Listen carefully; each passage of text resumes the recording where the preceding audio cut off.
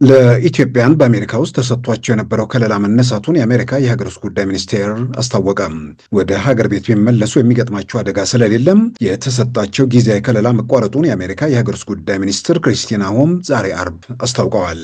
የሀገር ውስጥ ጉዳይ ወይንም ሆምላንድ ሴኩሪቲ ሚኒስትሯ ክሪስቲና ሆም ኢትዮጵያን ወደ ሀገራቸው ቢመለሱ የሚገጥማቸው የከፋ ጉዳት ስለማይኖር ከለላው ከዛሬ አርብ እንደ አውሮፓውያን አቆጣጠር ታህሳስ 12 2025 ጀምሮ መቋረጡን አስታውቀዋል።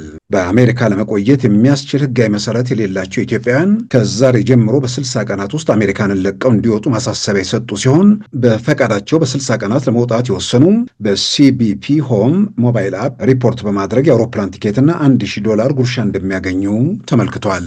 በዚህ መንገድ በፈቃዳቸው ሪፖርት አድርገው የሚወጡ ለወደፊቱ በአሜሪካ ምድር ህጋዊ ስደተኛ የመሆን ዕድል እንዳላቸውም ተገልጿል።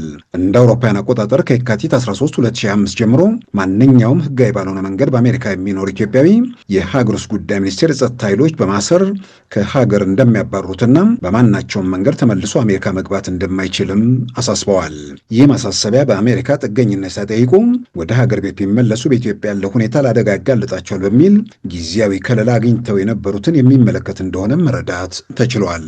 ከአንድ ዓመት ከ6 ወር በፊት እንደ አውሮፓውያን አቆጣጠር ሚያዝያ 12 2004 የሀገር ውስጥ ጉዳይ ሚኒስቴር በኢትዮጵያ በቀጠለው ግጭትና በአጠቃላይ በኢትዮጵያ ያለው ሁኔታ ኢትዮጵያውያን ወደ ሀገራቸው ቢመለሱ ለአደጋ ሊጋለጡ ስለሚችሉ ለተጨማሪ 18 ወራት እንደ አውሮፓውያን አቆጣጠር ከሰኔ 13 2004 እስከ ታህሳስ 12 2005 ማራዘሙ ሲታወስ የጊዜ ገደቡ ትላንት ማለቁን ተከትሎ የአሜሪካ የሀገር ውስጥ ጉዳይ ሚኒስቴር በኢትዮጵያ ያለው ሁኔታ ለአደጋ አያጋልጥም በሚል ኢትዮጵያውያኑ ሀገር ለቀው እንዲወጡ አሳስበዋል።